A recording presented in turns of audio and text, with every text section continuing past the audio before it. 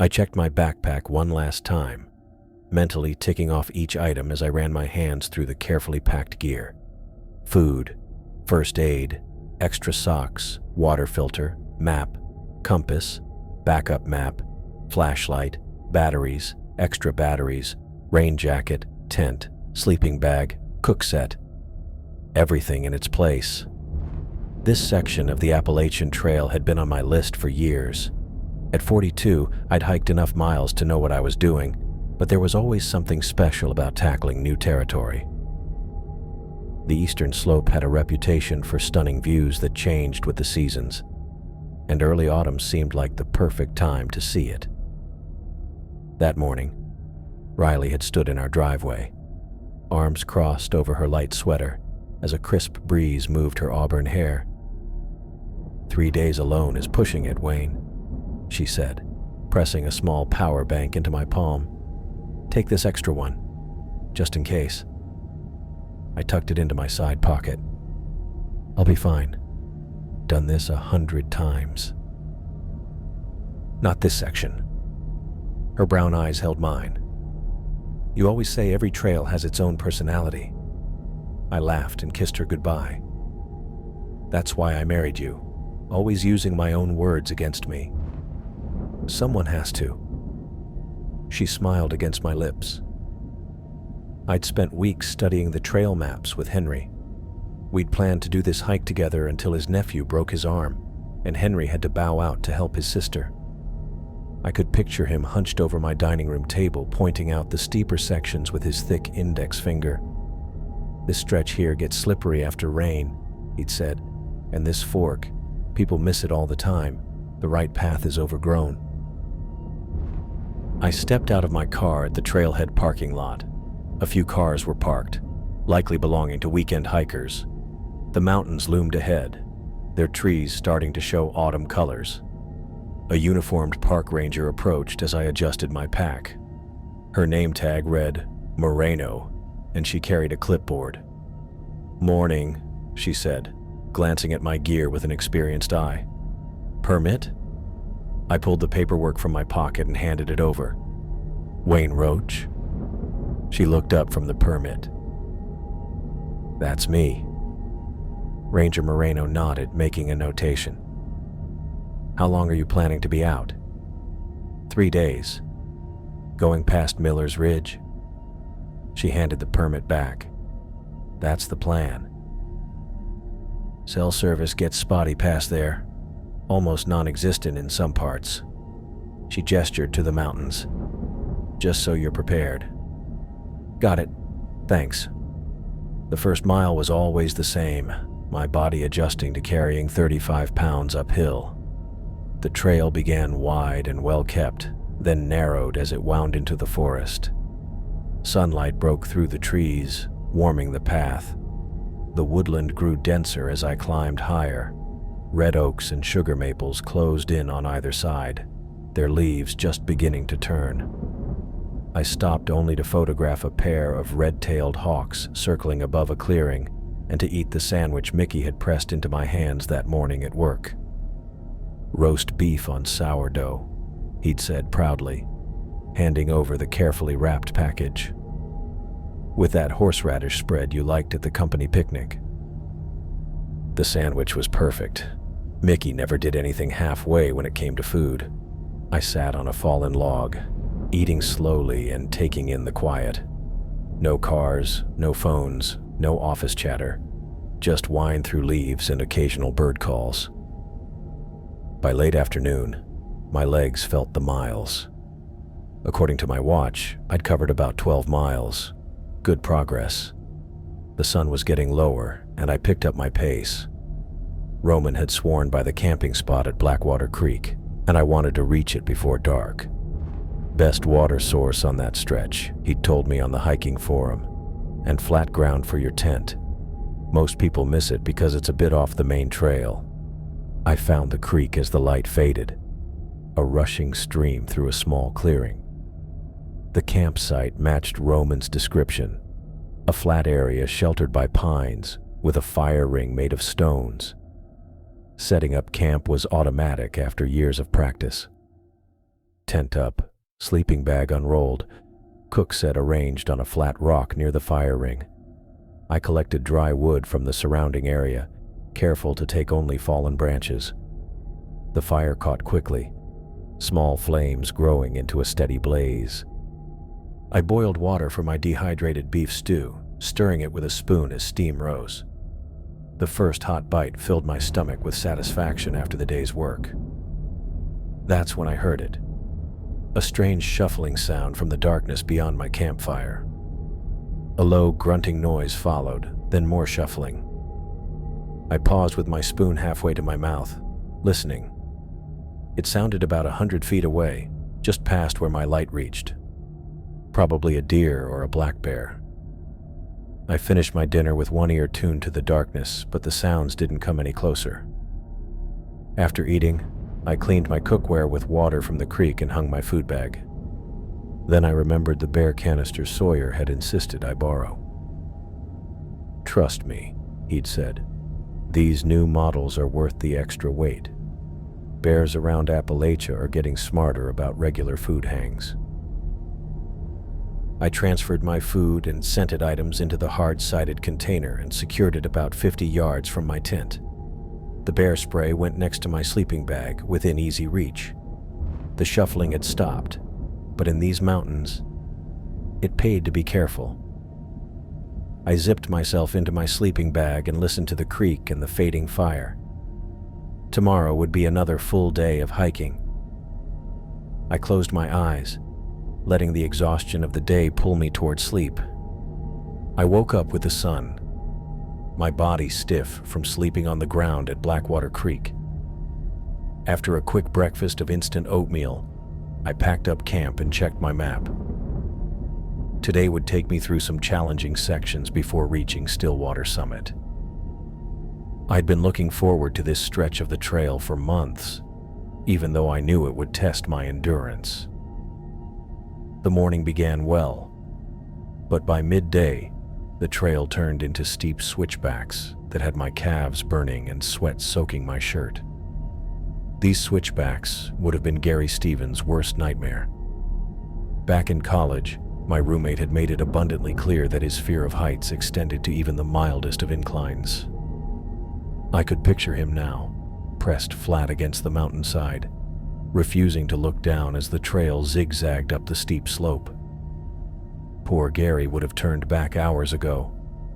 I paused to catch my breath on a particularly narrow section of trail, taking a long drink from my water bottle. Looking up, I noticed dark clouds gathering in the distance, moving faster than I'd expected.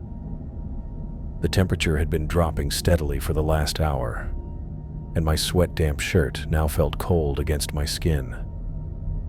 I pulled my jacket from my pack and slipped it on.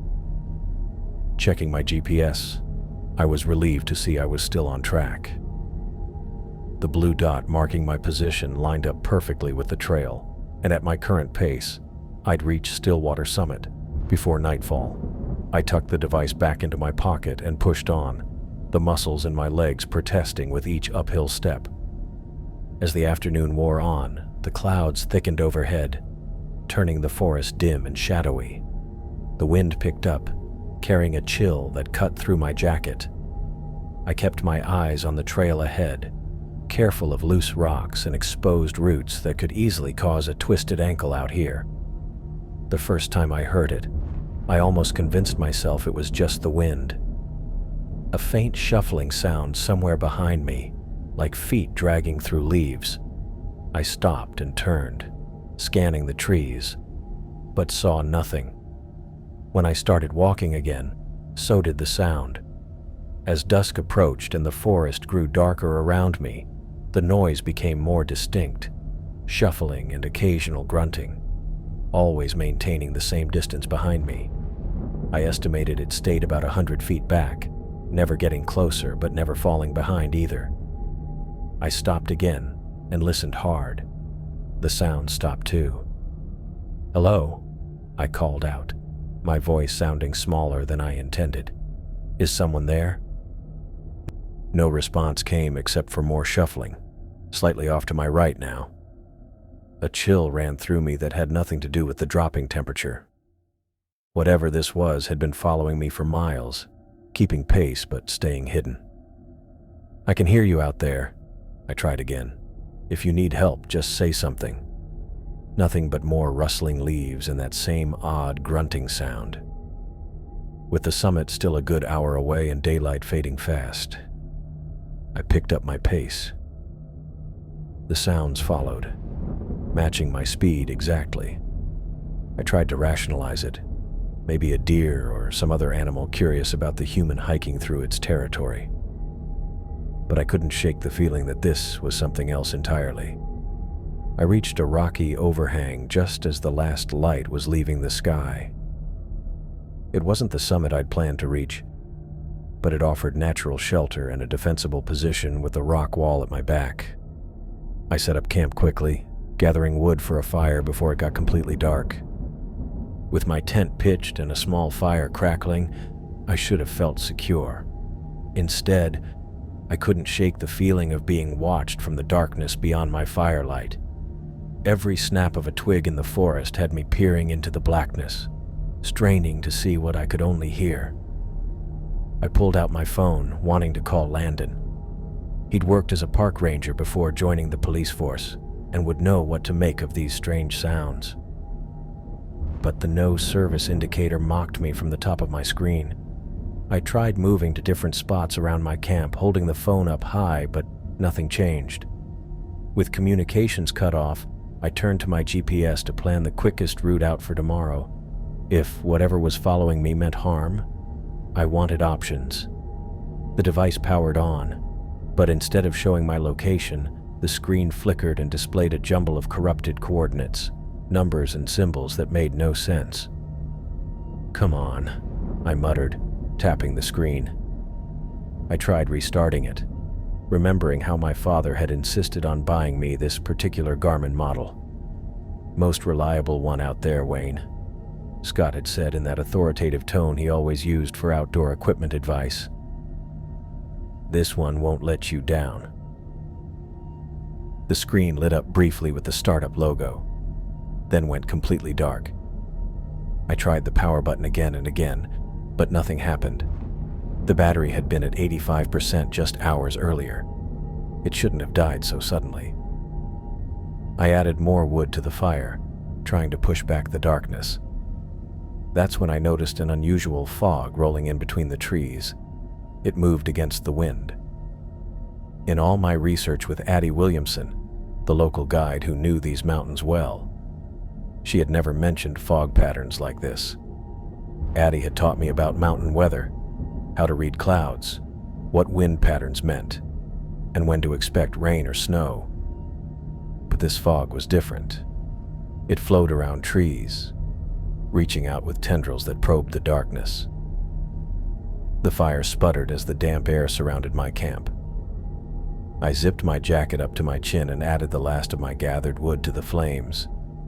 The shuffling sounds had stopped, but somehow that was worse, replaced by a silence so complete it felt smothering.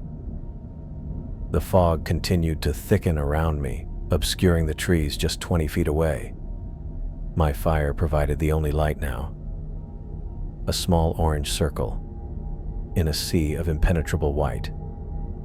I pulled my sleeping bag closer to the flames, watching as the fog crept ever closer to my small, fragile circle of warmth. I woke with a start, my neck stiff from sleeping hunched against the rocky overhang. The fire had died to embers, giving off barely any heat. But that wasn't what made my skin prickle. The fog that had rolled in last night hadn't dissipated with morning. It had thickened into something I could almost touch. Dense white vapor pressed against me from all sides, limiting my vision to just a few feet ahead. Swallowing hard, I reached for my water bottle and took a long drink. The water tasted metallic, or maybe that was just the fear coating my tongue. I couldn't see the trees, the trail, or even the rising sun. Just white, pressing white. I packed up my gear with clumsy, hurried movements. My fingers fumbled with the tent stakes as I pulled them from the ground. The silence was complete, except for my own breathing and the rustle of nylon as I stuffed the tent into its sack. No birds called, no insects buzzed, nothing. Get it together, I muttered to myself, my voice swallowed by the fog. Once I had everything packed away, I slung my backpack over my shoulders and tried to orient myself. I needed to get back to the main trail. But as I took a few cautious steps away from my campsite, nothing looked right. I thought I was heading back the way I'd come, but the ground felt different underfoot. Softer, with a thick carpet of leaves I hadn't noticed before. I stopped and turned around, trying to spot any familiar landmark. There should have been the rocky overhang where I'd made camp, but I couldn't see it anymore. I took a deep breath and kept walking, hoping to find one of the yellow trail markers that would guide me back. After 20 minutes of careful navigation, I still hadn't found a single marker. The trees that occasionally emerged from the fog looked wrong, older and more gnarled than I remembered. Their trunks twisted in unnatural spirals, bark furrowed deep like ancient skin. Branches reached out like arthritic fingers, some nearly touching the ground. Dr. Dorothy Turner would have been fascinated by these trees.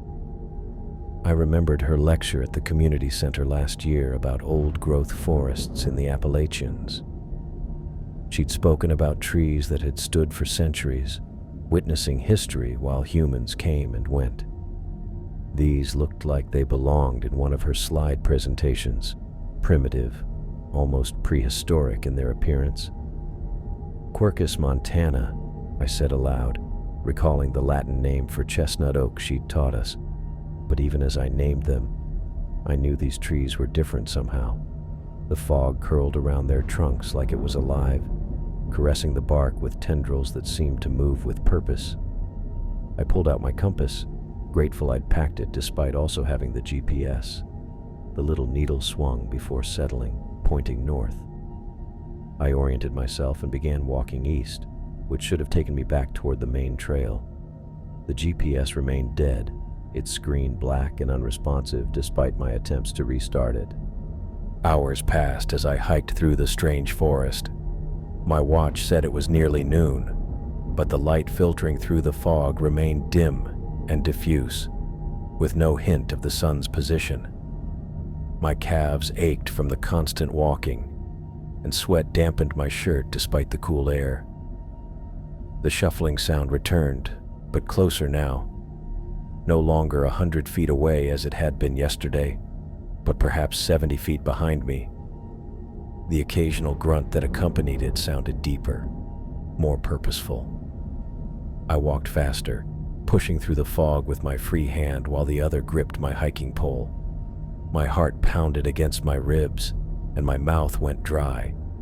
I told myself it was just an animal, a bear maybe, or a wild boar, but deep down, I knew better. The fog parted briefly, opening like a theater curtain to reveal a small clearing ahead. That's when I saw it. The figure stood perfectly still among the twisted trees. Humanoid in shape, it wore what looked like tattered dark clothing that hung in strips from its frame. But where a head should have been, a skull gleamed with a faint bluish light, its eye sockets empty but somehow watching me. I could make out each individual bone, white and clean as if freshly prepared for a medical display. As I stared, frozen in place, the figure slowly raised an arm. Long, skeletal fingers extended toward me, curling in a beckoning gesture that was unmistakable in its meaning. Come. I couldn't move, couldn't breathe. My hiking pole slipped from my numb fingers and clattered to the ground. In all of Norman Welch's wilderness survival classes, there had never been a section on dealing with ghostly apparitions. I thought about his practical advice for animal encounters. Make yourself look big, back away slowly, don't run. But nothing about what to do when faced with a skeleton with a glowing skull. The figure remained still, arm extended, those bony fingers still beckoning. Then it took a step backward. the movement oddly fluid for something made of bone.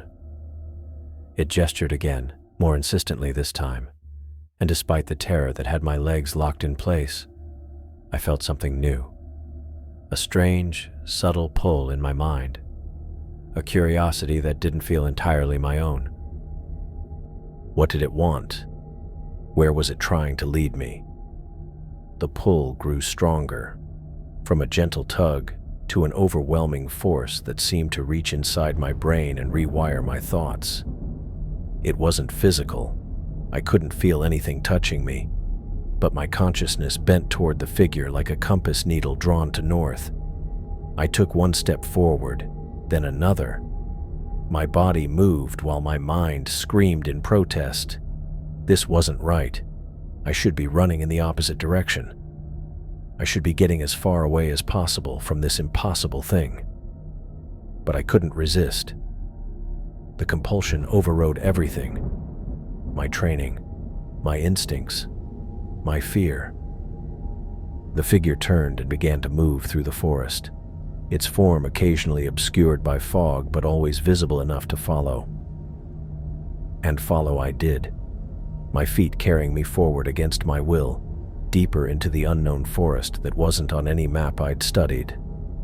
The skeletal figure glided between trees, never looking back, but somehow always aware of my presence. And I followed, helpless to do anything else, as the fog closed in behind us, erasing any hope of finding my way back. I followed the figure through the woods, unable to resist the pull in my mind. My feet moved forward against my will, drawn by a force I couldn't fight. It felt strange yet familiar, as if it had found a connection inside my head. The trees around us grew older as we walked, their trunks wider and bark more gnarled. I tried to memorize landmarks. A lightning-struck oak, a rock that looked like a turtle. But each time I turned back, the fog had swallowed them. We climbed steadily upward, the incline gentle but persistent. "Where are you taking me?" I asked, my voice sounding wrong in the heavy silence. The figure didn't respond. It moved with unnatural fluidity, gliding between trees with that same blue glow coming from its skull. The tattered dark clothing hung from its frame, never catching on branches or undergrowth. As we climbed higher, the fog thinned. Patches of sky appeared above us, but I couldn't tell if it was day or night. The walking should have tired me, but I felt no fatigue, just a strong urge to keep going. Nothing about this area looked familiar. The forest here seemed untouched by human hands, primeval in a way that made me think of my grandfather's stories. Scott used to tell me about old places in these mountains, spots where the land stayed the same while the world around them changed. Some hollows haven't changed since before white men came, he'd told me once. The Indians knew to leave them be. Smart man does the same. I wasn't being smart now. I knew that with complete clarity, but I couldn't stop myself. After what my watch said was an hour of walking, though time felt stretched and elastic here, the trees opened up. We stepped into a clearing where the fog lifted completely, as if held back by an invisible barrier. I stopped at the edge, taking in what lay before me. A small cemetery spread across the clearing, surrounded by crumbling stone walls that stood no higher than my waist. Headstones tilted at odd angles throughout the space, weathered by countless seasons. Even from here, I could make out dates carved into some, early 1800s from what I could see. The grass grew tall between the graves, dotted with small white flowers I didn't recognize. The sight triggered a memory from high school, Mrs. Lillian Walls leading our history class through an old pioneer cemetery near town. She had pointed out the symbolism in the carvings, explaining how the weathering pattern could tell us about local rainfall 2 centuries ago. But that cemetery felt alive, maintained, remembered, visited. This one felt wrong. Not evil, but abandoned, as if the world had moved on and forgotten this place. The skeletal figure paused at the cemetery entrance, a gap in the stone wall. It turned its skull toward me, empty eye sockets somehow expectant. The pull in my mind lessened, as if giving me a moment to choose my next step. I could turn back now. The fog behind me had thinned. Maybe I could find my way. But even as I thought about it, my legs moved forward. I stepped through the gap in the wall, and a calmness settled over me. The fear that had haunted me since I first saw the figure faded. The air was cool against my skin. "What is this place?" I asked, my voice barely above a whisper. The figure didn't answer but moved between the graves toward the center of the cemetery. I followed, stepping carefully around the older headstones. Many were nearly flat against the ground, their engravings worn smooth. Others leaned at odd angles, supported by roots. In the center, the skeletal figure stopped and extended one long, bony finger. That's when I saw it. A grave that didn't belong with the others. This headstone stood perfectly upright, its marble surface gleaming in the strange light. It looked newly placed, with no moss or weathering. Fresh dirt had been piled in front of it, creating a mound about 6 feet long. My legs moved on their own again, carrying me toward that new grave. I tried to resist, but the peace I'd felt upon entering the cemetery had deepened, making it hard to find my fear again. When I reached the stone, my knees buckled. I dropped to the ground in front of it, the fresh earth cold beneath my hands. Carved into the marble with precise, deep cuts was a name: Marcus Holloway. Below it, 2 dates: Marcus's birth date and today's date. My brother's name. My brother's life ended today, according to this stone. But Marcus was alive. He had to be. We'd spoken last week about meeting up for dinner when I got back from this trip. I reached out with trembling fingers to touch the carving, half expecting it to change or disappear. The marble felt solid and cold. "This isn't real," I said, my voice breaking. "Marcus is fine." The figure remained silent, watching. That's when I noticed what lay beside the fresh grave.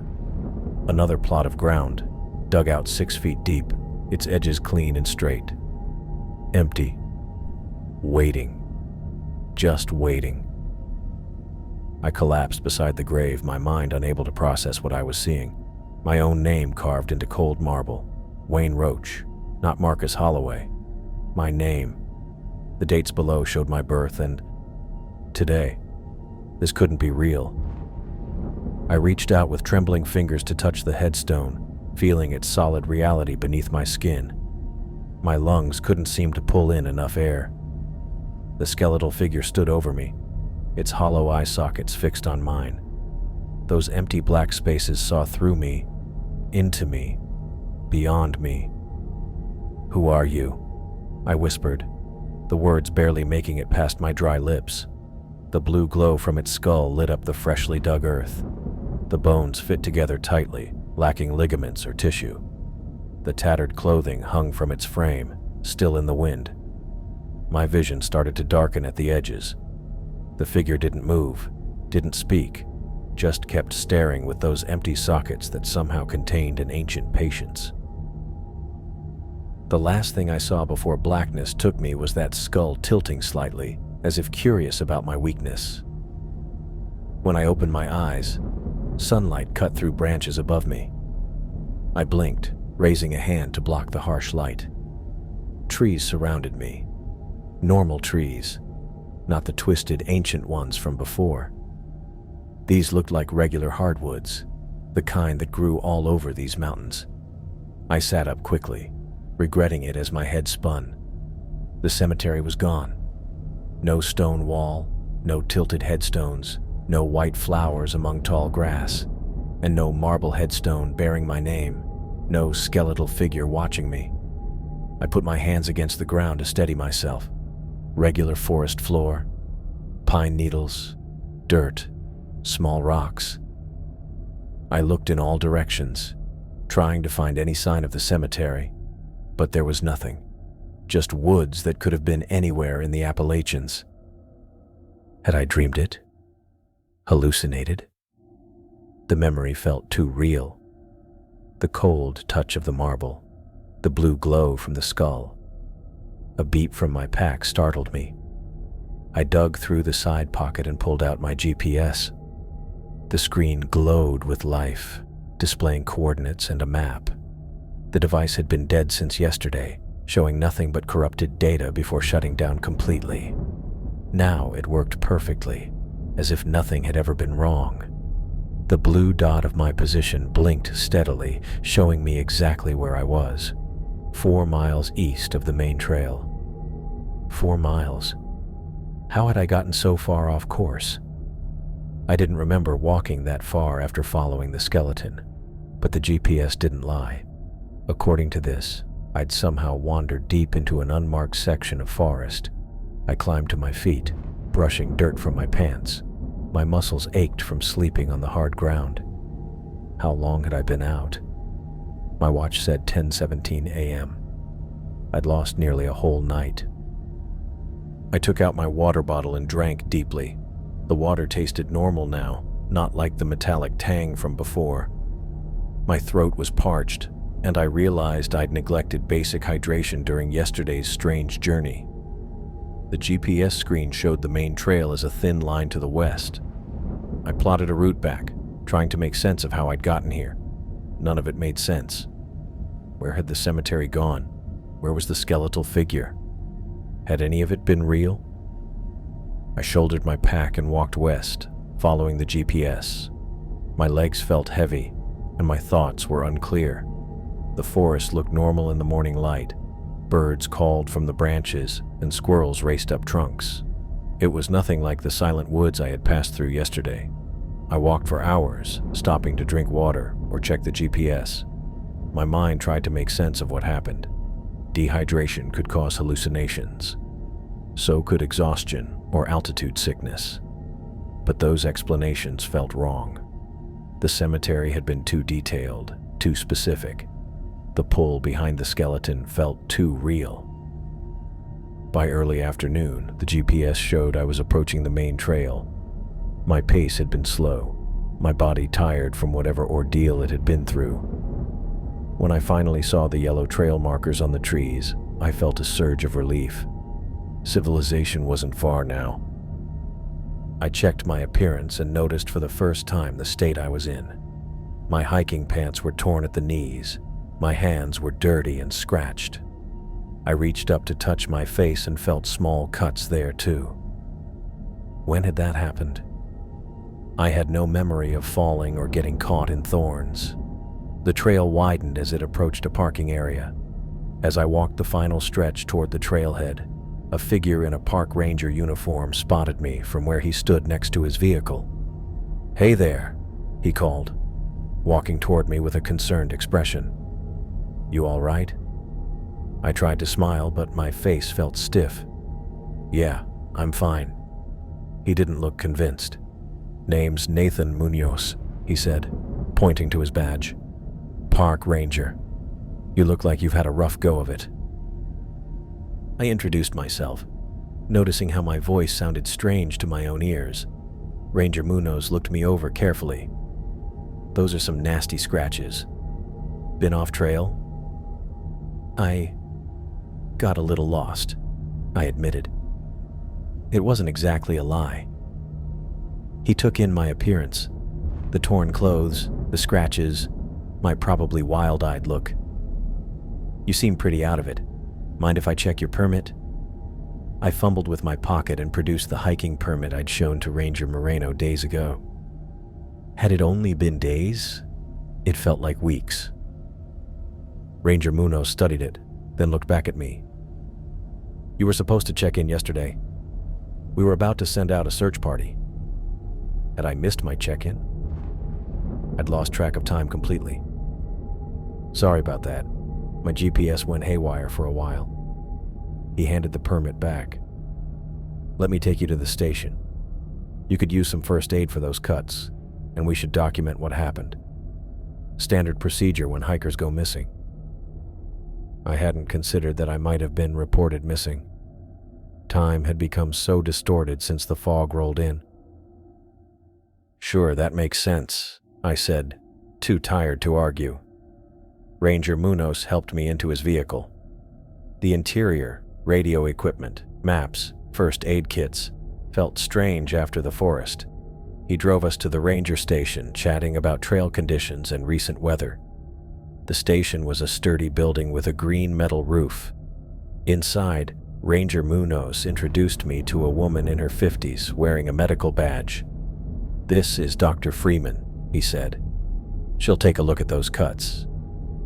Dr. Abigail Freeman had a no-nonsense manner as she guided me to an examination room. "Sit down," she instructed, pulling on latex gloves. "Let's see what we've got here." She cleaned the scratches on my arms and face with antiseptic that stung. I barely noticed, still lost in thought about the cemetery. "These aren't deep," she said. "How did you get them?" "I'm not sure," I answered honestly. "I must have fallen or walked through some thorns." She gave me a skeptical look. "You don't remember?" I shook my head. Dr. Freeman checked my pupils with a penlight, took my pulse, and asked me to follow her finger with my eyes. "Any nausea? Dizziness? Confusion?" "A little confused, I guess. I got lost for a while." She felt the glands in my neck. "Your skin is a bit dry. How much water have you been drinking?" I had to think about it. Not enough, probably.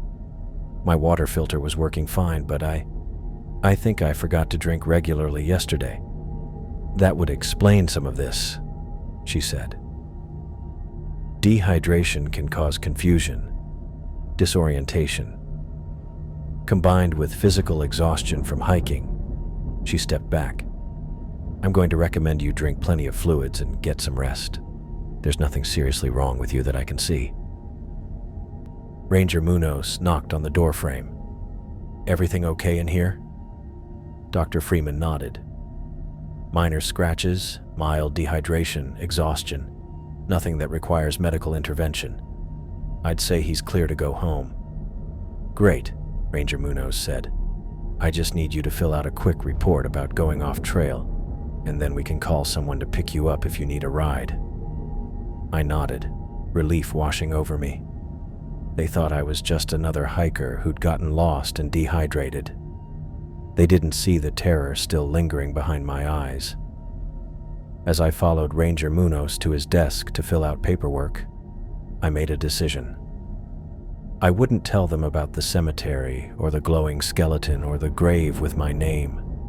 They'd think I was hallucinating.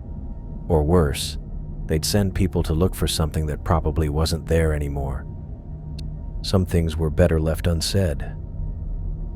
But as I signed the report with shaky handwriting, I knew I wouldn't forget what I'd seen.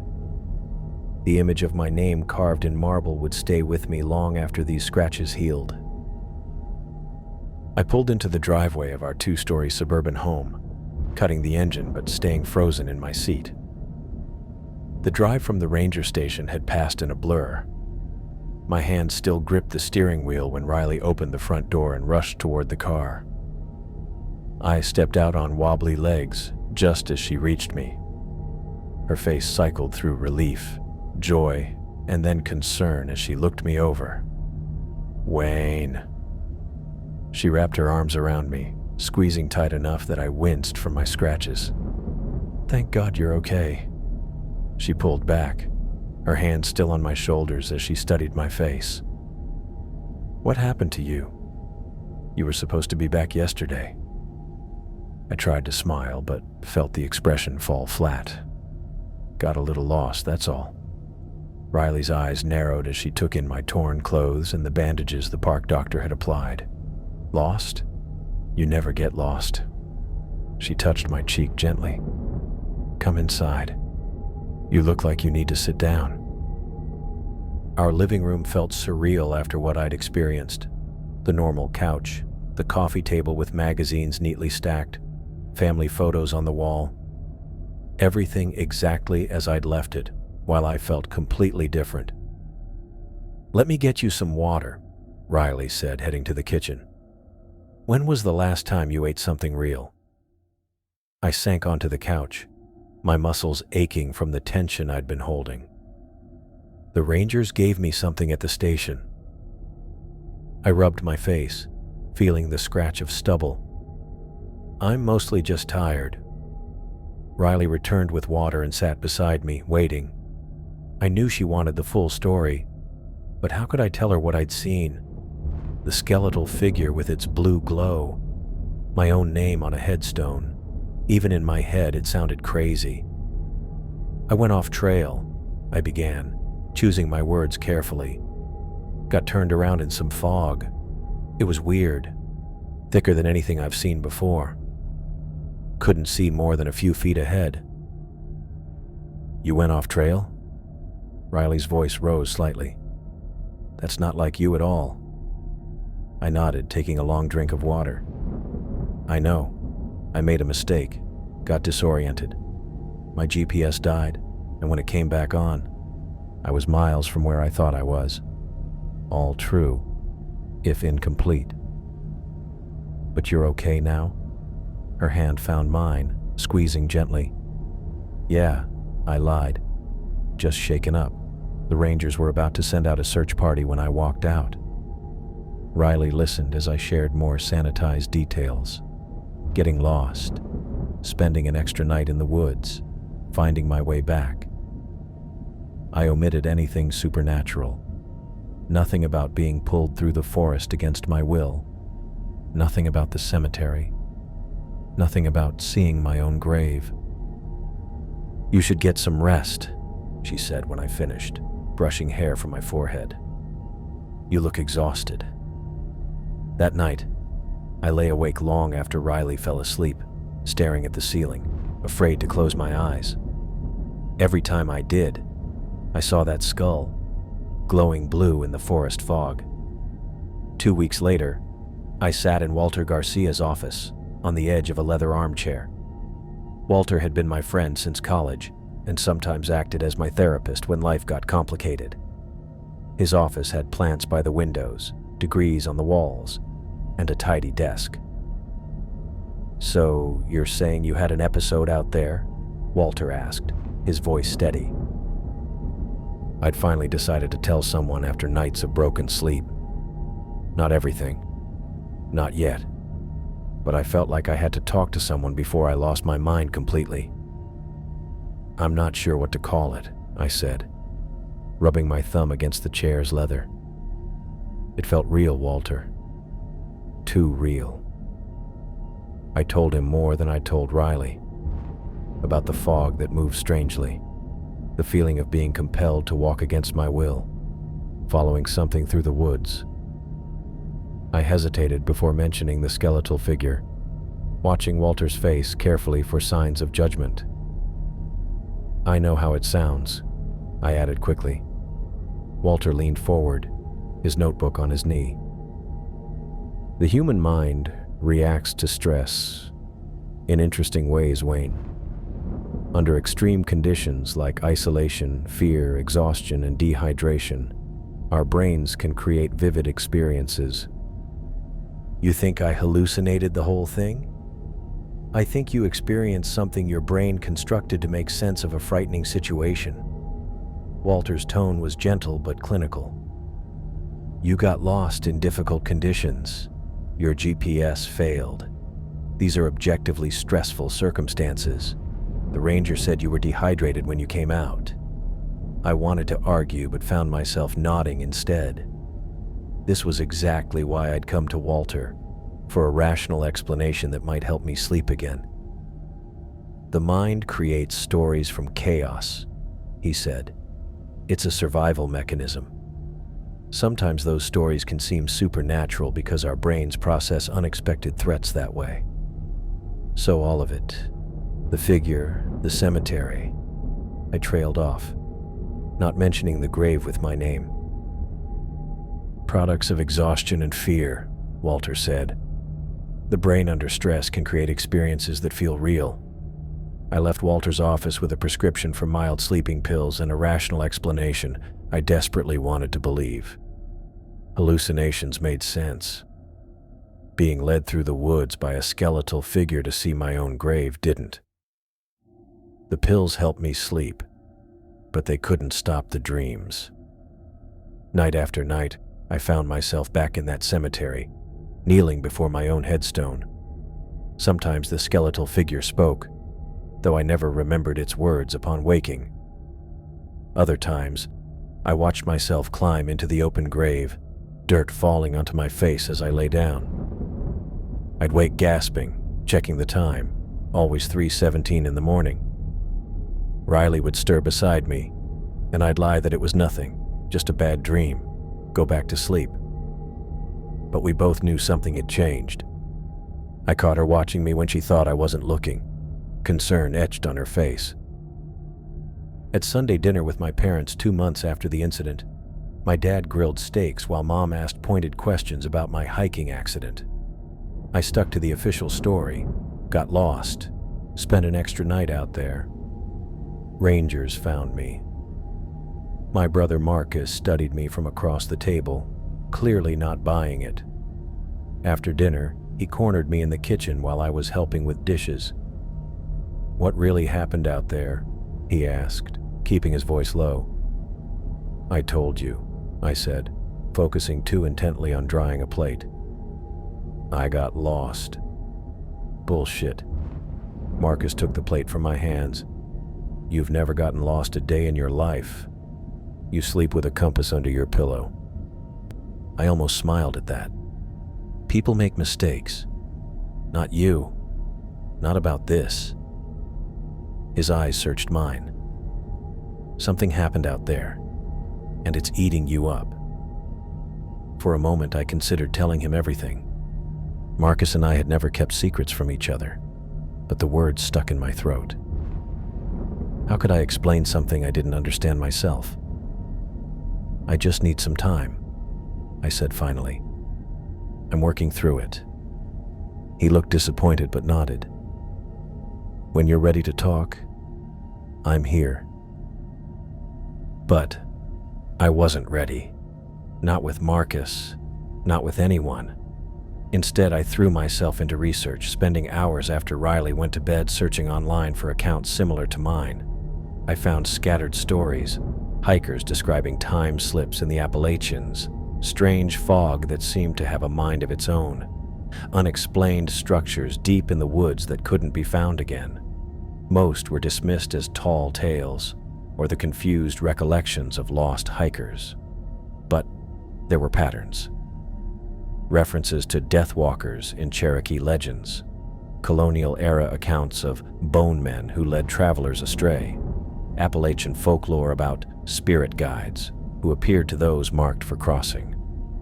One night, I found a forum thread about a hiker who claimed to have been led to an old graveyard by a figure with no face, somewhere in the Blue Ridge Mountains. The account was vague, posted years ago with no follow-up comments. I sent a private message that went unanswered. In an academic paper on Appalachian death omens, I read about travelers who reported being followed by unexplained sounds, rustling leaves, breaking twigs, sometimes low grunts or whispers, always maintaining the same distance. The paper called it the follower phenomenon, documented but unexplained. Each new piece of information convinced me that what I'd experienced wasn't a hallucination. The similarities were too specific, the patterns too consistent across decades of accounts. 4 months after my encounter, I sat at the kitchen table late at night, surrounded by printouts and notes, my laptop open to a topographical map of the area where I'd gotten lost. I had marked the exact GPS coordinates where I'd regained consciousness after the cemetery vision. Riley found me there, coming downstairs for water. She stood in the doorway, watching me with tired eyes. "It's 2 a.m, Wayne," she said softly. "I know. I'll come up soon." She came closer, looking at my scattered papers. "You're planning to go back there?" It wasn't a question. I nodded, not looking up. Why? What are you hoping to find? Answers, I said. Proof that I'm not going crazy. Riley sat down across from me, pushing aside some papers to make space. You don't have to prove anything to me. It's not about that. I finally met her eyes. It's about proving it to myself. I need to know what happened was real. And if you find nothing, then Walter was right. I hallucinated the whole thing. The possibility both relieved and disappointed me.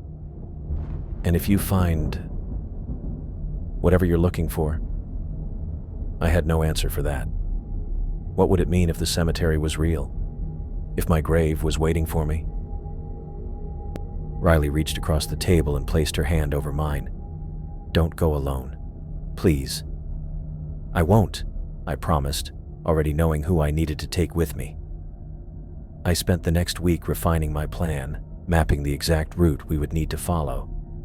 I plotted the coordinates, studied satellite images of the area, and created a detailed itinerary. I pulled out my hiking gear, checking everything twice. When everything was ready, I called my cousin Alexander Reese.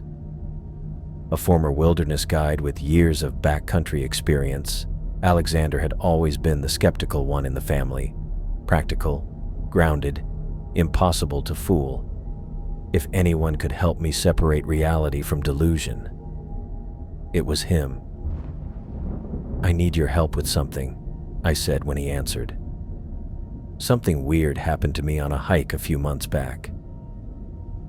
The time you got lost? Alexander asked. Heard about that from your dad. Said you were pretty shaken up. There's more to the story, I said. A lot more. And I need someone I trust to help me figure it out. This sounds serious, he said, his tone shifting. What exactly are we talking about? I took a deep breath, deciding how much to share over the phone. I think I found something out there, something that shouldn't exist. I need to go back and check, but I don't want to go alone. There was a long pause before Alexander answered. When do we leave? I watched Alexander toss his hiking pack into the back of his truck with more force than necessary. His skepticism had been evident from the moment I'd called him 6 months after my experience, but he'd still agreed to come. You know, he said, slamming the tailgate shut. Most people just go to therapy when they have recurring nightmares. They don't drag their cousins back to the scene of the crime. I told you, it wasn't a nightmare, I said, checking my own gear one last time. And I went to therapy. Walter thinks it was a stress hallucination. Alexander raised an eyebrow. And you don't believe your actual therapist friend because... I pulled out my phone and showed him the GPS coordinates I'd saved that morning after waking up in the forest.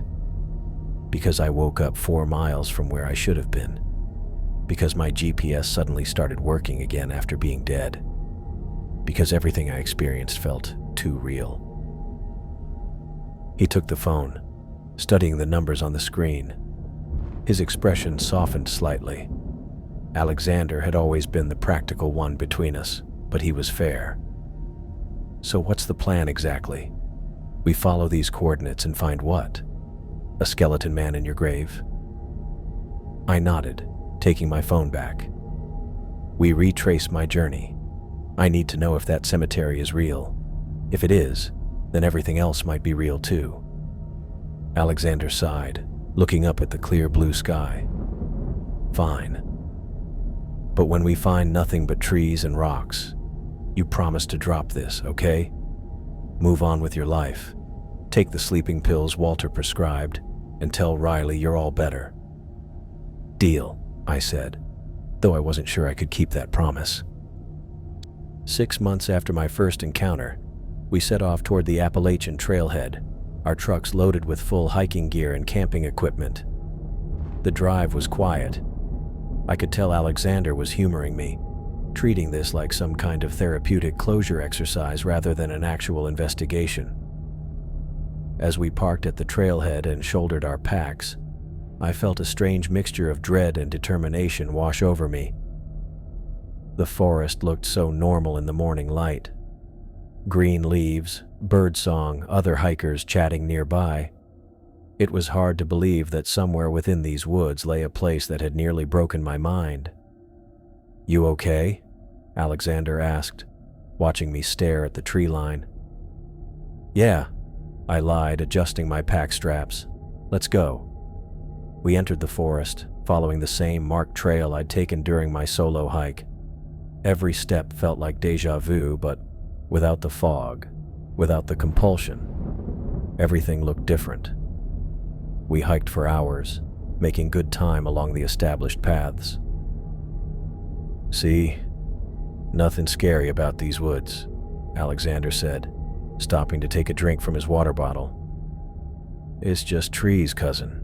Been here for thousands of years. They're not interested in us." I nodded, not wanting to argue. The first day continued without incident, exactly as the beat had said it would. We covered almost 15 miles before setting up camp at a designated site where several other hikers were already settled.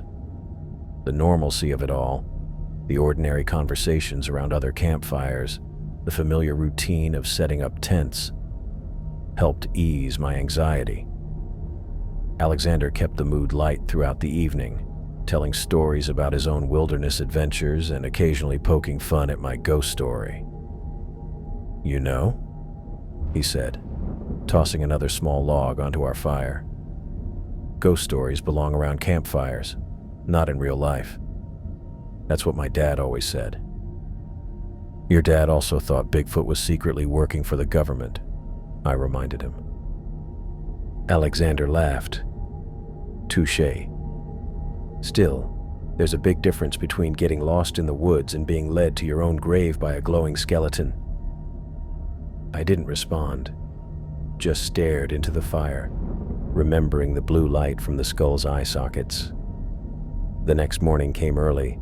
We packed up and continued along the marked trail for another few hours until we reached the point where, according to my GPS, I had veered off 6 months ago. "This is it," I said, stopping at a fork in the path. "From here, we go off trail." Alexander frowned. "You sure? These trails exist for a reason. Going off course is how people get lost." "That's the point," I explained. "I got lost. I need to go back to where I ended up." I pulled out my phone and checked the GPS coordinates I'd recorded. According to the device, we needed to head northeast, away from any established paths. "Fine," Alexander sighed, adjusting his pack. "But I'm marking our trail as we go. I don't want both of us getting rescued by rangers this time." We left the safety of the marked path, pushing through underbrush and navigating around fallen trees. The terrain quickly became challenging. Without a trail to follow, we had to make our own way up steep inclines and across small streams. After an hour, Alexander's complaints grew more frequent. "This is insane," he said, stopping to catch his breath. "There's no path here because nobody comes this way. There's a reason for that." "We're getting close," I insisted, though I had no way of knowing if that was true. The forest around us looked unfamiliar. No twisted trees, no unnatural fog. "Close to what?" Alexander asked, exasperated. "We've been hiking for hours through practically untouched wilderness. There's nothing out here, Wayne. No cemetery, no graves, nothing but trees and rocks." "Just a little further," I said, pushing ahead. The afternoon wore on as we climbed higher into the mountains. The terrain became increasingly difficult, with steep slopes and thick vegetation slowing our progress. My legs burned with effort, and sweat soaked through my shirt despite the cool air. Alexander repeated his doubts like a mantra. "There's nothing out here. This is a waste of time. We should head back to the main trail before dark." I was beginning to think he might be right when I spotted something familiar. A rock formation jutting from the hillside. It was shaped roughly like a turtle, with a domed top and a protruding section that resembled a head. "Wait," I said, stopping abruptly. "I know this place."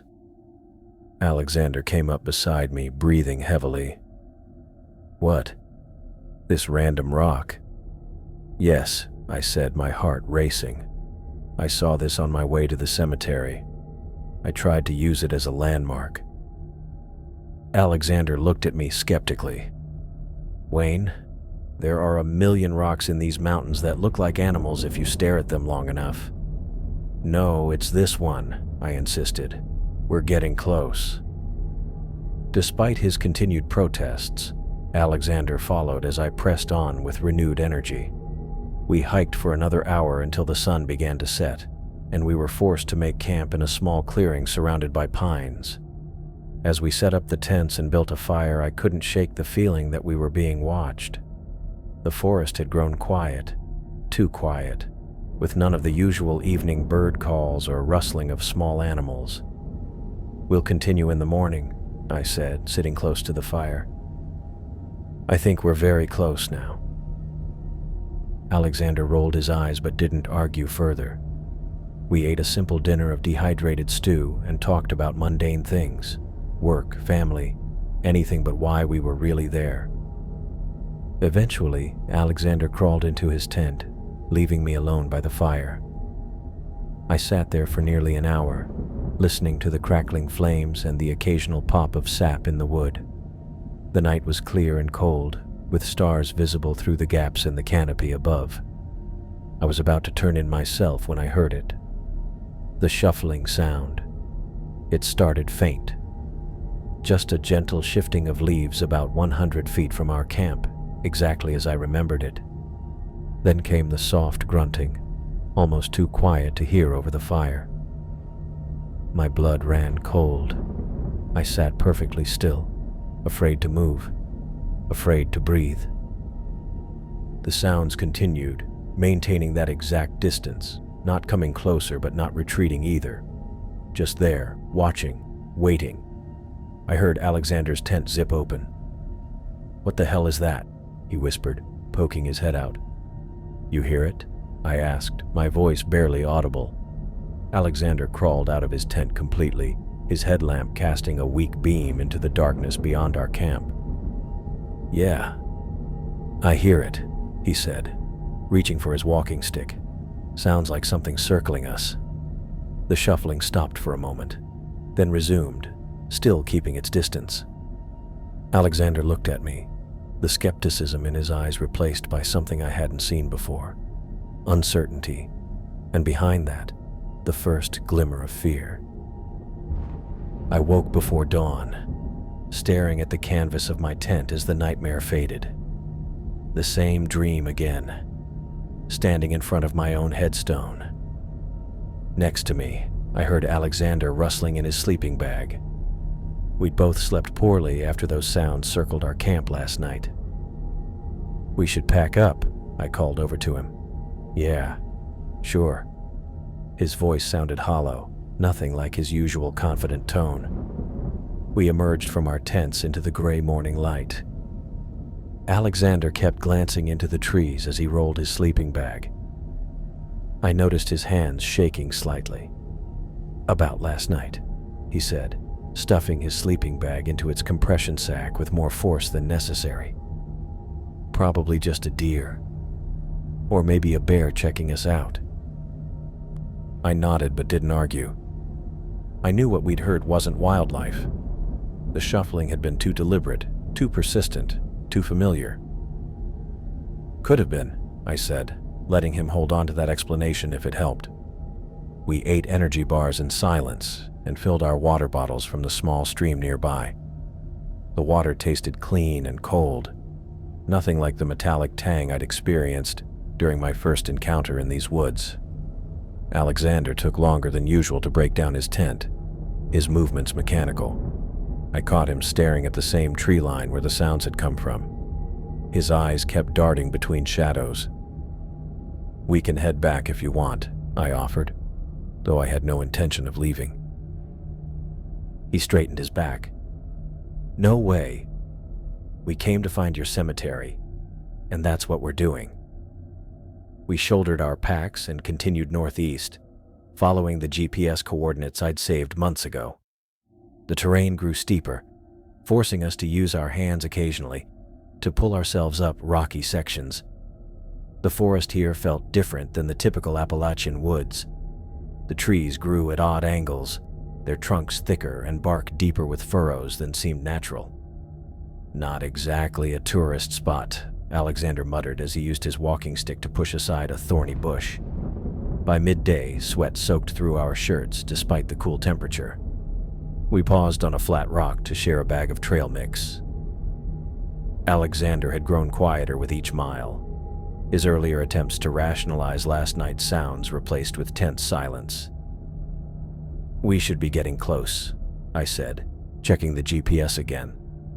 Another mile. Maybe less. He nodded, chewing methodically. And if we find nothing, then I'll admit I was wrong. The lie came easily. I knew what waited ahead.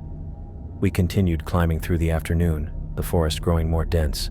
Pine needles cushioned our footsteps, making our progress eerily silent.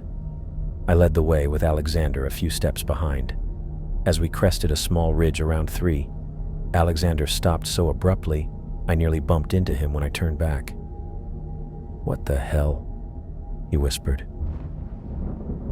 I followed his gaze and saw it. The cemetery, exactly as I remembered. The crumbling stone wall encircled the plot of land, headstones tilting at various angles across the open clearing. The tall grass waved slightly in the breeze, dotted with small white flowers. Alexander's face had drained of color. He stared at the cemetery with his mouth slightly open. All his skepticism evaporated in an instant. "You see it too," I said. Not a question. He nodded slowly. "How is this? It's not on any map." His voice barely carried over the gentle rustle of leaves. "Told you." The words came out more bitter than I intended. We stood at the edge of the clearing for several minutes. I felt a weight lift from my shoulders. I wasn't crazy. It was real. Alexander could see it too. "Let's go closer," I finally said. Alexander hesitated, then nodded. We stepped into the clearing, the ground beneath our feet changing from forest floor to overgrown grass. I led the way through the gap in the wall, just as I had that foggy day 6 months ago. Unlike my first visit, there was no fog now, no compulsion pulling me forward, just the sickening knowledge of what waited at the center of the cemetery. "These dates," Alexander said, kneeling beside one of the headstones. "Some of these go back to the early 1800s. I barely heard him. My eyes were fixed on the center of the cemetery, where a gleaming marble headstone stood upright among the weathered markers. My feet carried me toward it, while Alexander continued examining the other graves. When I reached the headstone, my stomach dropped. The name Wayne Roach was still carved into the polished surface, along with my birth date and today's date. But something had changed. The grave itself looked different. The once smooth mound of earth had been disturbed, turned over and partially dug out, as if something had been clawing its way either in or out. "Alexander," I called, my voice cracking. He jogged over, his face still showing disbelief. When he saw the headstone, he stopped short. That's your name." His eyes widened as he read the dates. "And today's date is the..." He couldn't finish the sentence. Alexander reached out slowly, touching the cold marble with his fingertips. He pulled back as if burned, then touched it again more firmly. "It's real," he said. "Completely solid. Not a hallucination." He looked at the disturbed earth in front of the stone. "What happened here? Did you dig it this last time?" I shook my head. "No. It was just a mound of fresh dirt before. Someone, or something, has been digging. Alexander took a step back. What does this mean? I don't understand any of this. I stared at the freshly turned soil of what was supposedly my own grave. Clumps of dirt had been scattered around the base of the headstone. Whatever had been digging hadn't used tools. The marks looked more like something had used hands or claws. I don't know, I said truthfully. But I think something was waiting for me that night. And it's still waiting now. Alexander pulled out his phone. We need evidence. No one will believe this otherwise. He started taking photos, circling the headstone and capturing it from multiple angles. I joined him, using my own phone to document everything: the cemetery layout, the wall, the other headstones, and finally, my own grave with its disturbed earth. We should go, I said after we'd taken dozens of pictures. The shadows in the clearing had lengthened, and I had no desire to be here after dark. Alexander nodded, looking relieved at the suggestion. Yeah. Let's get the hell out of here. We backed away from the headstone, neither of us willing to turn our backs on it until we reached the cemetery wall. As we stepped through the gap in the stone wall, I glanced over my shoulder one last time. That's when I saw it, standing at the tree line on the far side of the cemetery. The skeletal figure, its skull glowing with that same faint blue light. It stood perfectly still among the trees, watching. I grabbed Alexander's arm. Do you see that? At the tree line. He squinted, looking exactly where I pointed. See what? There's nothing there. But it was there. The figure wore the same tattered dark clothing, its clean white bones visible beneath the fabric. As we stood there, it slowly raised a bony hand toward me, not beckoning this time, but almost like a greeting or a warning. A message meant only for me. Never mind, I mumbled, tugging Alexander's arm. Let's go, fast. We turned and walked quickly into the forest, leaving the cemetery behind. But I could feel the hollow eye sockets of the skeleton watching me, tracking my departure, patient and waiting, because it knew, somehow, that I would return. Alexander and I arrived back at the ranger station just as the sun was going down, our legs heavy from the hurried descent. We hadn't spoken much since leaving the cemetery, both of us processing what we'd seen in our own ways. His normally skeptical expression had given way to something I recognized, the face of someone whose worldview had just been shattered. You ready for this? I asked as we stepped into the fluorescent glare of the station's front office. Not even a little, Alexander muttered, pulling out his phone where he'd stored the photos. We'd called ahead, so Forest Service investigator Kelsey Rios was waiting for us, a slim woman with her brown hair pulled back in a practical ponytail. She wore hiking pants and a button-up shirt with the Forest Service logo, looking more like she belonged on a trail than behind the desk where she sat. Mr. Roach? She stood and extended her hand. I'm Investigator Rios. You mentioned finding something unusual during your hike. I shook her hand. Yes. A cemetery that doesn't seem to be on any of your maps. Her expression didn't change, but I caught the slight tilt of her head, the look of someone who'd heard plenty of strange stories from hikers over the years. And you have photos? She asked, gesturing for us to sit in the chairs across from her desk. Alexander connected his phone to her computer, and soon the images filled her monitor. I watched her face carefully as she clicked through them. The crumbling wall, the tilted headstones, the dates from the 1800s, and finally, the gleaming marble headstone with my name on it. This is... She paused, leaning closer to the screen. You're saying this headstone has your name? Wayne Roach? Yes, I said. And my birth date. And today's date. She glanced at me, then back at the screen. And the disturbed earth?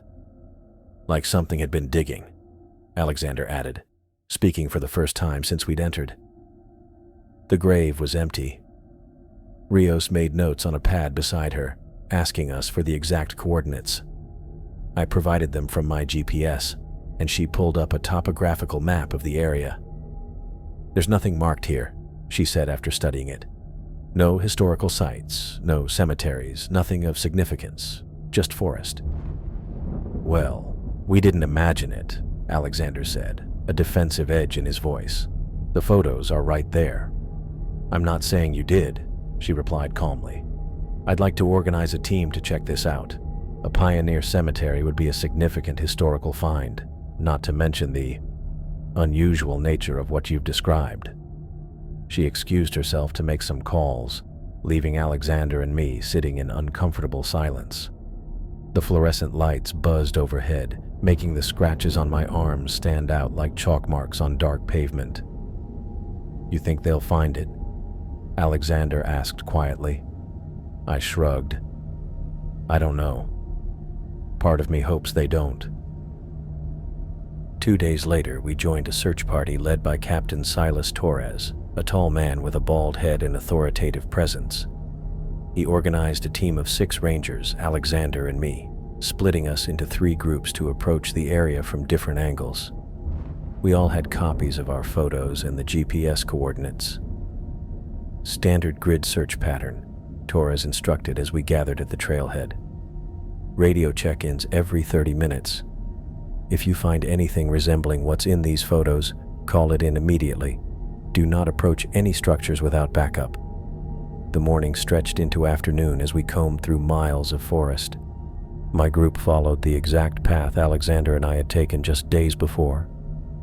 I recognized landmarks, the fork in the trail, the distinctive rock formation, even the clearing where we'd camped, and heard the shuffling sounds. But when we reached the coordinates where the cemetery should have been, we found nothing but undisturbed forest. No crumbling wall, no tilted headstones, no marble monument with my name. This is it, I insisted, checking my GPS again. This is exactly where we were. Torres knelt to examine the ground. No signs of disturbance here. No evidence of any structures, recent or historical. That's impossible, I said, pulling out my phone. Look at the photos. Look at the timestamp. We were here 3 days ago.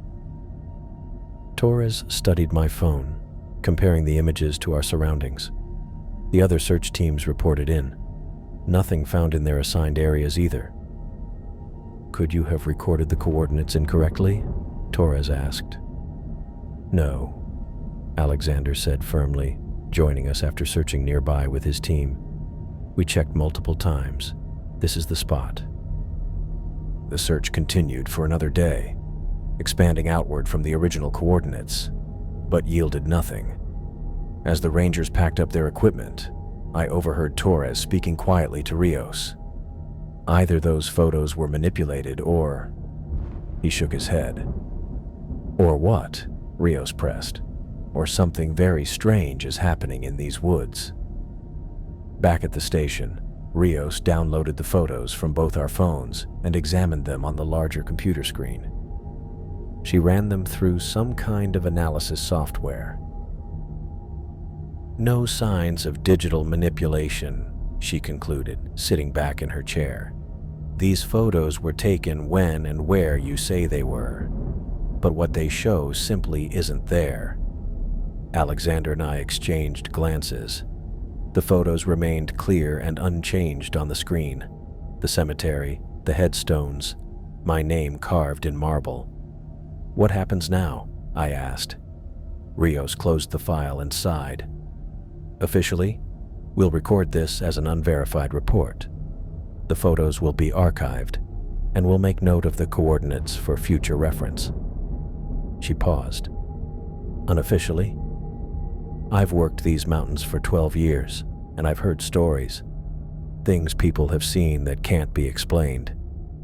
She didn't elaborate, and I didn't ask her to. Some truths are better left unspoken. On the drive home, Alexander was quiet, staring out the window at the passing trees. "You believe me now," I said. It wasn't a question. "I believe we both saw something," he replied carefully. "I believe we both have the same photos of something that apparently doesn't exist." He turned to look at me. "But what does that mean, Wayne?" I didn't have an answer for him then. I'm not sure I have one now. I made a decision that night. I would never return to that section of the Appalachians. Whatever waited for me there, whatever had shown me my own grave, could continue waiting. I wasn't going to seek it out again. In the months that followed, I tried to resume my normal life. I started hiking again, but chose new trails in different mountain ranges. The Blue Ridge, the Smokies, places where the trees felt younger and the paths more traveled. Riley noticed the change in me. How could she not? I checked the locks twice before bed now. I kept a light on in the hallway. Small things, easy to dismiss as new habits, but they added up. "You seem better when you're hiking," she told me one evening as we sat on the back porch, watching fireflies rise from the grass. "More like yourself." I nodded, not telling her that I never felt like myself anymore. The experience had permanently changed me. I saw the world differently now, always aware of the thin places, the spots where what we know brushes up against something else entirely. The first time it happened, I thought I was dreaming. 3 in the morning, the house silent except for Riley's steady breathing beside me. Then I heard it, the shuffling sound, the same sound that had followed me in the forest. I sat up, heart racing, and listened. It came again, outside our bedroom window, shuffling, grunting, maintaining that same disturbing distance of about 100 feet, close enough to hear, too far to see clearly in the darkness. "Riley," I whispered, shaking her shoulder. "Riley, wake up." She blinked at me, confused. "What is it?" "Listen," I said. "Can you hear that?" We sat in silence for a full minute. The shuffling continued, moving around the perimeter of our yard. "I don't hear anything," she finally said, touching my arm. "Bad dream?" But it wasn't a dream. It happened again the following month, and the month after that. Always at night, always keeping its distance. I would wake Riley each time, but she never heard a thing. Eventually, I stopped trying to convince her. I keep the photos in my desk drawer, locked away where Riley won't accidentally find them. Sometimes, when I'm alone in the house, I take them out just to confirm I didn't imagine the whole thing. The images never change. The cemetery, the headstones, my name carved in stone along with a date that has come and gone. Alexander and I don't talk about it much anymore. He sent me copies of all his photos, then deleted them from his own devices. "For your records," he said. What he meant was, I don't want this following me, but it does follow me. Whatever marked me that day in the forest isn't finished. I know that somewhere in the mountains, a grave with my name remains open, patient and waiting. The bone man with his blue glow knows where I live now. He doesn't need to lead me through the forest anymore. He's brought the forest to me. For now, though, I'm still here, still alive, still telling this story. And each morning when I wake, having made it through another night, I count that as a victory. I spent months digging into similar experiences after what happened in the woods. Late nights at the computer while Riley slept. Endless searches through hiking forums and obscure websites dedicated to supernatural encounters. My desk gradually filled with printouts, notebooks, and maps of the Appalachian region where I'd had my experience. At first, I found only scattered accounts. A hiker from Virginia who described being led off trail by something he couldn't quite see. A woman from North Carolina who stumbled across a small cemetery that wasn't on any map. A group of college students who lost 6 hours of time while hiking near an old mining town. But as I refined my search terms and joined more specialized forums, the stories multiplied. Just found another one, I muttered to myself one night, reading about a backpacker who'd encountered what he called a glowing figure in the fog near Cumberland Gap. His description matched what I'd seen: the blue light, the compulsion to follow, the strange fog that seemed to move with purpose. Riley worried about my obsession. I caught her watching me from the doorway some nights, concern etched across her face. I couldn't blame her.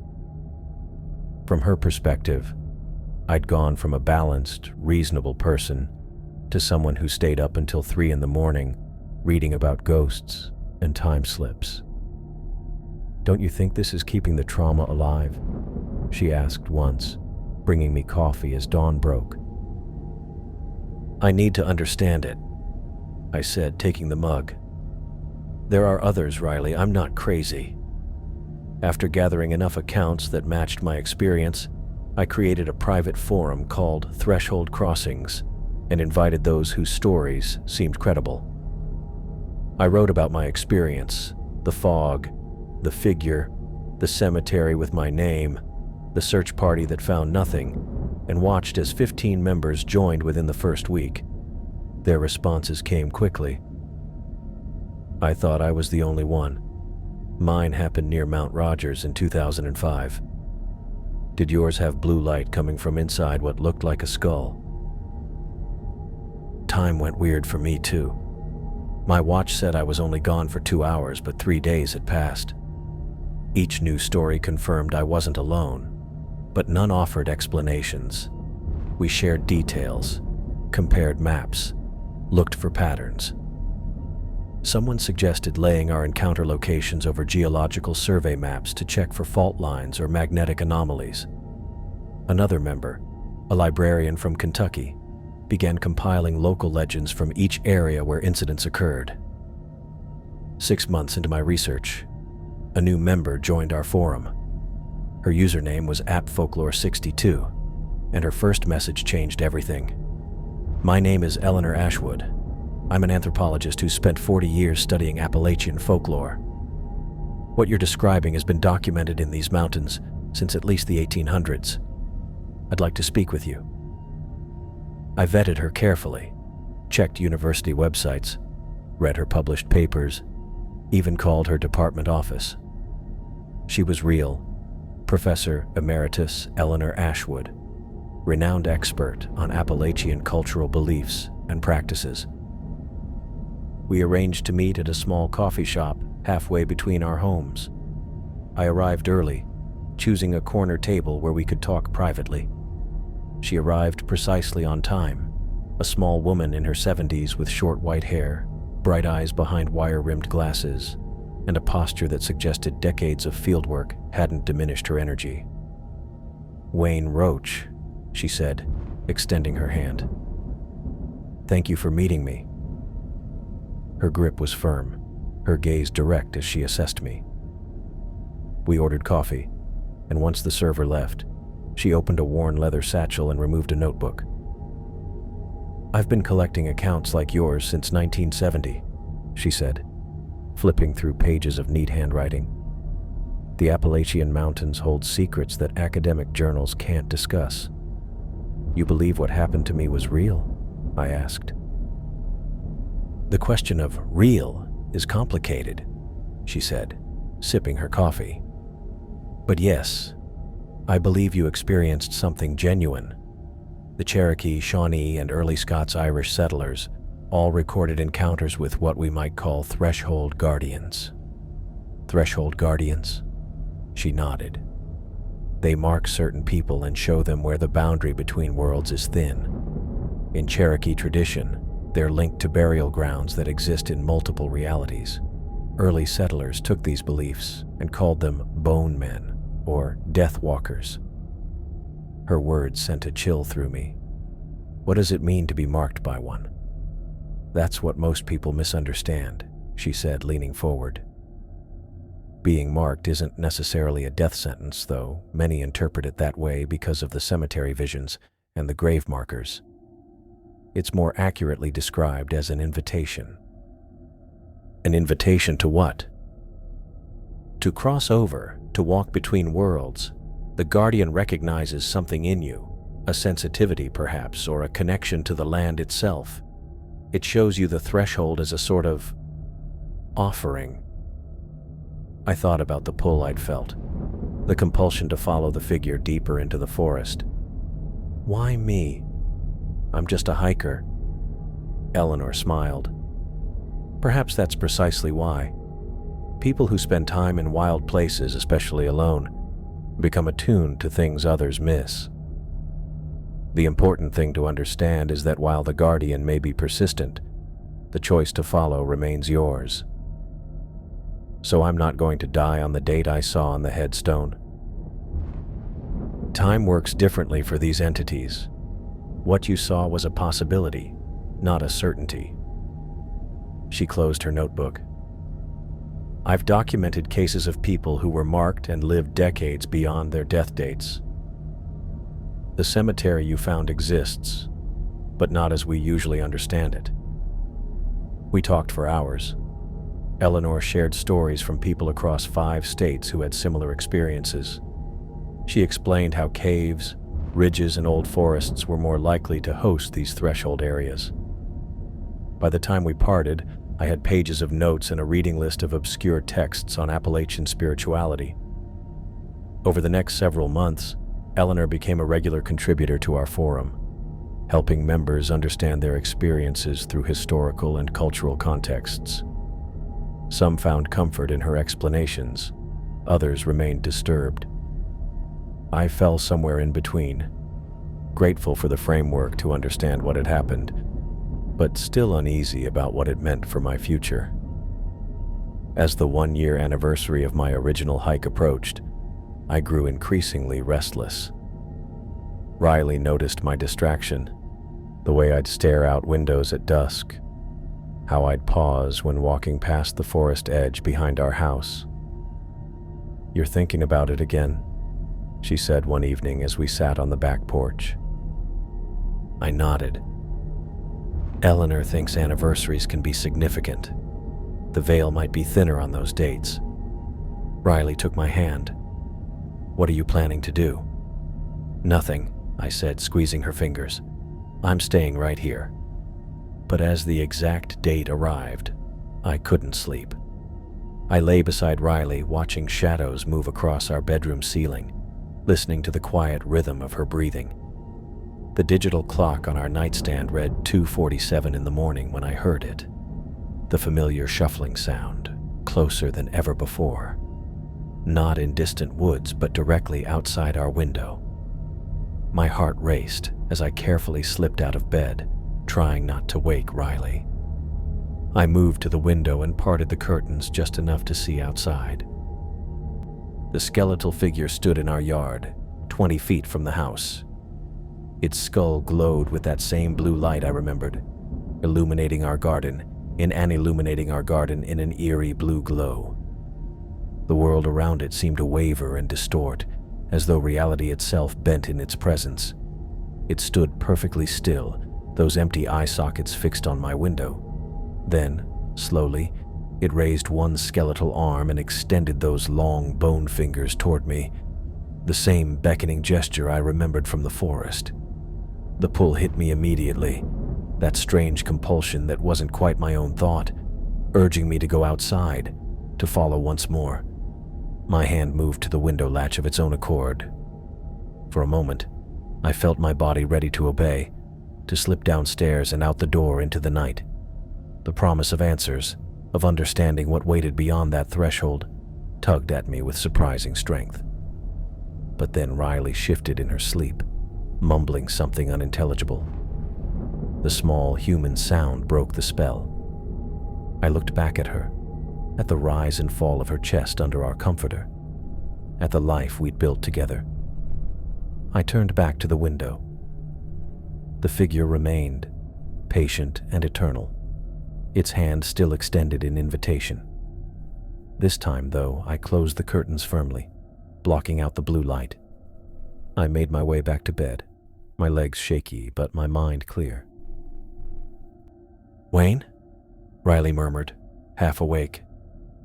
"Everything okay?" I slid under the covers and pulled her close, feeling her warmth against my chest. "Everything's fine," I whispered. "Go back to sleep." She nestled against me and drifted off again, but I remained awake, listening. The shuffling sounds continued outside for a while, circling our house, then gradually faded into the distance as dawn approached. Morning came with ordinary sunlight and the smell of coffee brewing. Riley went about her day, unaware of our midnight visitor. I watched her move through our kitchen, talking about weekend plans and a birthday gift for her brother, and felt a surge of gratitude for the simple reality of our life together. Later that day, I sent a message to Eleanor. "It came to my house last night. I saw it from my window, but I didn't follow." Her reply came within an hour. "The choice is what matters, Wayne. Each time you choose, you define your relationship with the threshold. Neither choice is wrong, only different paths." Over breakfast the next morning, I watched Riley laugh at something on her phone, sunlight catching in her hair, and knew I had made the right decision for now. The cemetery with my name carved in marble would wait. The unmarked trail that would someday lead me back there would remain, hidden but persistent, like the figure itself. I realized being marked wasn't a curse, but a sign of something to come. The bone man would return, maybe next year or sooner. It could show up in my yard, on a hiking trail, or out of the morning fog on a Tuesday. Always patient, always waiting. For now, though, I chose to remain on this side of the threshold. I chose morning coffee and Riley's laughter, family dinners and work deadlines, stubbed toes and tax forms, the beautiful ordinariness of living. The other world, with its blue light and ancient secrets, would always be there, calling silently from just beyond the edge of what I could see. But not today.